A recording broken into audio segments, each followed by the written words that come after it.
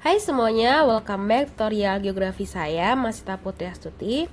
Ini adalah course keempat, litosfer dalam kehidupan manusia. Dan video ini adalah video lisan pertama, part kedua berjudul litosfer dan batuan penyusunnya. Karena nih part kedua, maka buat kalian yang belum lihat part 1, saya amat sangat sarankan untuk melihat ke part 1 dulu. Oke, langsung saja saya mulai tutorialnya. Penjelasan mengenai batuan litosfer.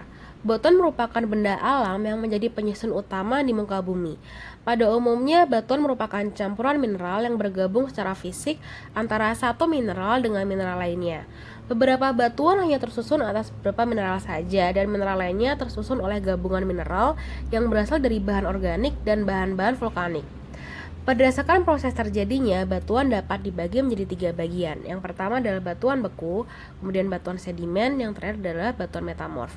Untuk part kedua ini, saya akan fokuskan pada batuan metamorf. Sedangkan untuk batuan beku dan batuan sedimen telah saya jelaskan sebelumnya di part 1, oke? Kata metamorf berasal dari bahasa Yunani, yaitu metamorphism, di mana meta yang artinya berubah dan morph yang artinya bentuk. Pengertian metamorf sendiri dalam geologi merujuk pada perubahan dari kelompok mineral dan tekstur batuan. Perubahan terjadi dalam suatu batuan yang mengalami tekanan dan temperatur yang berbeda. Batuan metamorf berarti batuan yang terbentuk dari batuan asal, yaitu dapat berupa batuan beku, sedimen, atau batu metamorf juga yang mengalami perubahan. Perubahan tersebut dapat terjadi karena berbagai sebab, antara lain karena temperatur yang tinggi, akibat tekanan yang tinggi, atau keduanya akibat suhu dan tekanan yang tinggi. Untuk temperatur tinggi, penjelasannya adalah temperatur tinggi ini berasal dari magma. Batuan ini berdekatan dengan dapur magma, sehingga ini disebut metamorf kontak. Contohnya adalah marmer dari batu gamping dan antrasit dari batu bara. Dua aktivitas geologi yang berupa vulkanisme dan tektonisme berkaitan erat dengan terdapatnya batuan metamorf di kawasan Tulungagung Selatan. Jenis batuan metamorf yang ada di kawasan ini adalah marmer, yang merupakan malihan dari limestone, atau yang seperti saya sebut tadi adalah batuan gamping. Batuan metamorf di kawasan ini tidak tersebar secara meluas, yaitu di sekitar daerah Besole, Kecamatan Besoki. Itu adalah salah satu contoh batuan metamorf akibat temperatur tinggi. Kemudian untuk akibat tekanan tinggi ini berasal dari endapan-endapan yang tebal sekali. Contohnya adalah batu lumpur atau mudstone yang menjadi batu tulis atau slate. Batuan ini banyak dijumpai di daerah patahan atau lipatan. Selanjutnya untuk yang akibat dua, yaitu suhu dan tekanan tinggi. Suhu dan tekanan tinggi terjadi apabila ada perlipatan dan pergeseran saat pembentukan pegunungan. Proses seperti ini disebut metamorfosis pneumolistik. Contohnya adalah sekis. Sekis berasal dari mineral asam lempeng benua. Batuan ini berkilau ketika tertimpa sinar matahari dan merupakan batuan tertua yang tersingkap di Pulau Jawa.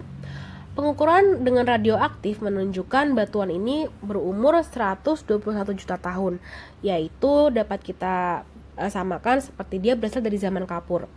Batuan alas Pulau Jawa ini memiliki nilai ilmiah yang tinggi karena membuktikan bahwa sejak zaman itu telah terjadi tumbukan lempeng samudra dan juga lempeng benua. Dapat kalian lihat di daerah Karangsambung, Kebumen. Nah, batuan metamorf ini dapat diklasifikasikan menjadi 3, yaitu metamorf kontak atau thermal, kemudian metamorf dinamo atau sintetonik, dan terakhir adalah metamorf pneumolistik kontak. Oke, yang pertama akan saya jelaskan adalah batuan metamorf thermal atau metamorf kontak. Batuan metamorf ini terbentuk karena pengaruh suhu yang sangat panas. Suhu yang panas ini dikarenakan letaknya dekat dengan magma. Contoh dari batuan metamorf kontak adalah marmer. Marmer termasuk batuan malihan dari batu gamping atau limestone.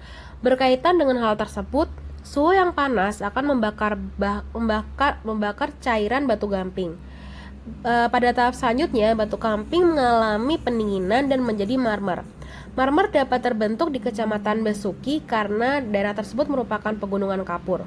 Formasi lapisan batuan kapur yang ada di Tulungagung terbentuk oleh pengangkatan dasar lautan. Pengangkatan tersebut terjadi karena adanya aktivitas tektonik, yaitu batas lempeng Indo-Australia dengan Eurasia. Ini adalah contoh dari pertambangan batu marmer. yang sebagai salah satu contoh dari metamorf thermal atau kontak. Selanjutnya adalah metamorf dinamo atau sintektonik. Batuan yang terbentuk ini karena pengaruh tekanan yang sangat tinggi. Batuan metamorf dinamo pada umumnya terjadi di bagian atas kerak bumi. Adanya tekanan dari arah yang berlawanan menyebabkan perubahan butir-butiran mineral menjadi pipih dan juga ada yang mengkristal kembali. Jenis metamorf ini banyak dijumpai pada daerah-daerah patahan dan lipatan. Pada jenis batuan metamorf dinamo, batuan sedimen berubah menjadi batuan halblur, misalnya gneiss, sabak, antrasit, dan serpih. Kemudian yang terakhir adalah batuan metamorf pneumatis kontak. Batuan ini terbentuk karena pengaruh gas-gas dari magma. Pengaruh gas panas pada mineral batuan menyebabkan perubahan komposisi kimiawi mineral tersebut. Contohnya batuan metamorf pneumatis kontak adalah kuarsa dengan gas bromium berubah menjadi turmalin. Ini adalah contoh dari batuan turmalin. Batuan turmalin termasuk batuan mineral semi mulia yang terkenal karena kemampuannya. Batuan ini dapat membantu dalam proses detoksifikasi tubuh manusia. Turmalin termasuk salah satu jenis mineral yang memiliki kemampuan untuk memancarkan ion negatif dari sinar inframerah. Turmalin juga memiliki kemampuan untuk menjadi sumber muatan listrik sendiri. Nah, selanjutnya di sini saya akan menjelaskan mengenai siklus batuan. Siklus batuan menjelaskan hubungan antara tiga jenis batuan penyusun lapisan bumi, yaitu antara beku, sedimen, dan metamorf.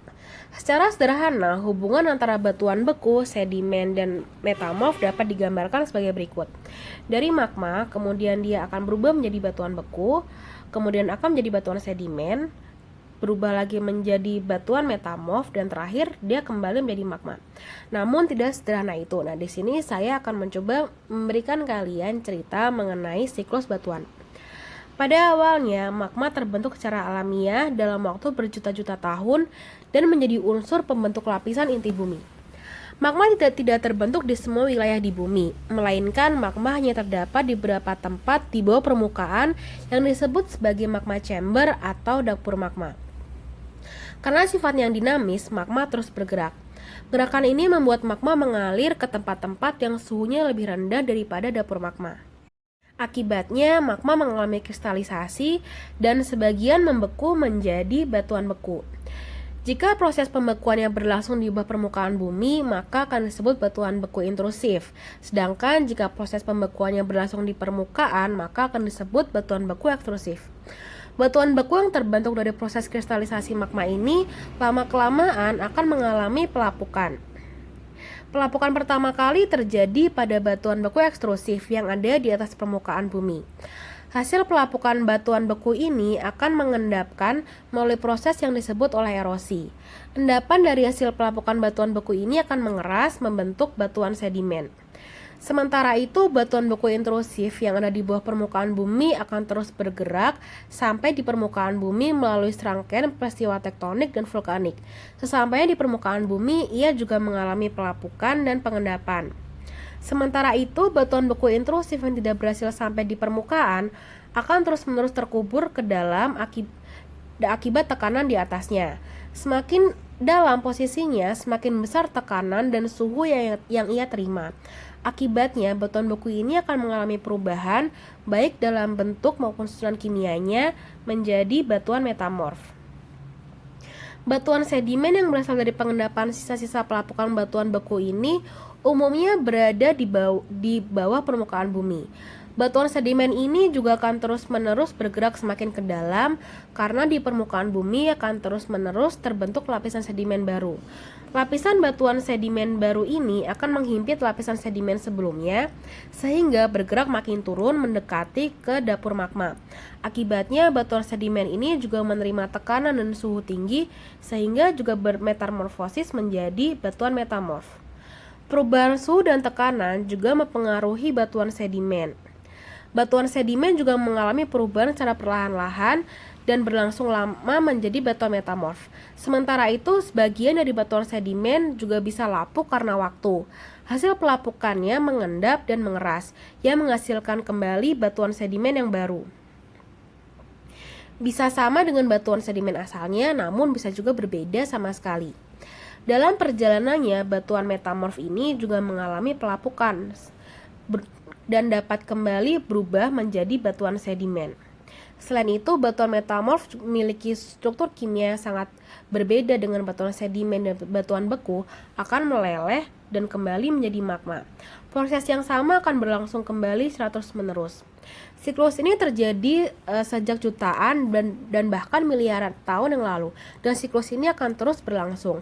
Setiap jenis batuan akan tetap tersingkap dan terangkat. Batuan itu akan melapuk dan mengalami erosi, kemudian terus-menerus mengendap dan bermetamorfosis. Begitulah rancangan alam yang luar biasa. Dengan begitu, jumlah magma dan batuan di bumi akan tetap sama. Nah, sekian untuk lesson kali ini. Thank you so much for watching and see you on the next lesson.